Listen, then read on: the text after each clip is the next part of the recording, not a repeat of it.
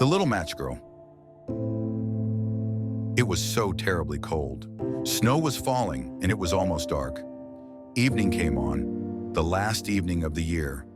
In the cold and gloom, a poor little girl, bareheaded and barefoot, was walking through the streets. When she left her house, she certainly had had slippers on, but what good had they been? They were very big slippers, way too big for her, for they belonged to her mother. The little girl had lost them as she ran across the street to avoid two carriages that were rolling by at a terrible rate. One slipper she could not find, and a boy had run off with the other, saying that it would do nicely for a cradle when he had children of his own. And so the little girl walked on her naked feet, which were quite red and blue with the cold.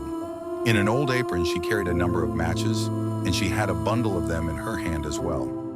No one had bought anything from her all day. No one had given her a single penny. Shivering with cold and hunger, she crept along, a picture of misery. The snowflakes fell on her long, fair hair, which hung in pretty curls over her neck. But she did not think about her appearance now. From all the windows, lights were shining, and there was a glorious smell of roast goose in the air, for this was New Year's Eve. Yes, she thought of that. In a corner formed by two houses, one of which projected farther out into the street than the other, she sat down and drew up her little feet under her. She was growing colder and colder, but she did not dare to go home. She had sold no matches, and she had not a single penny to take home. Her father would certainly beat her. Besides, it was cold enough at home, for they lived under the roof, and the wind whistled through the walls, even though the largest cracks had been stuffed with straw and rags. Her little hands were almost numb with cold. Oh, a match might do some good. If she only dared take one from the bundle, draw it across the wall, and warm her fingers. She drew one out.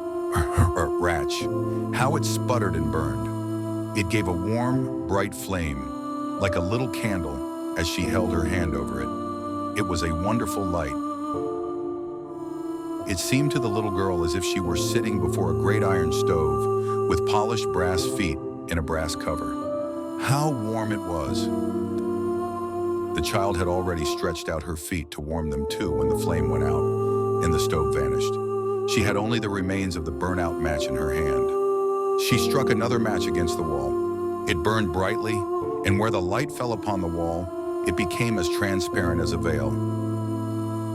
She could see into a room. On the table was spread a snow-white tablecloth.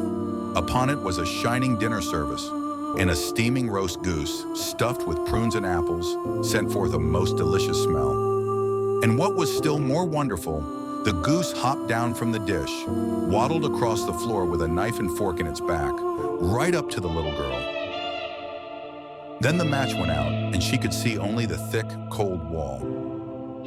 She lit another match. Then she was sitting under the most beautiful Christmas tree, larger and more decorated than the one she had seen through the glass doors at the rich merchant's house. Hundreds of candles were burning on the green branches, and gaily colored pictures, like those in the shop windows, looked down at her. The little girl reached both her hands toward them. Then the match went out. The Christmas lights rose higher and higher, and now she saw that they were the bright stars. One of them fell down, leaving a long, fiery trail in the sky. Someone is dying, thought the little girl, for her old grandmother, the only one who had ever been kind to her, had told her that when a star falls, a soul goes up to God. She struck another match against the wall.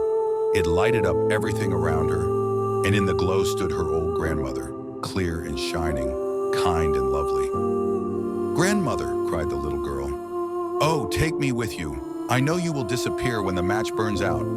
You will vanish like the warm stove, the roast goose, and the great glorious Christmas tree." And she quickly struck the whole bundle of matches because she wished to keep her grandmother with her. The matches flamed up with such a blaze that it was brighter than daylight.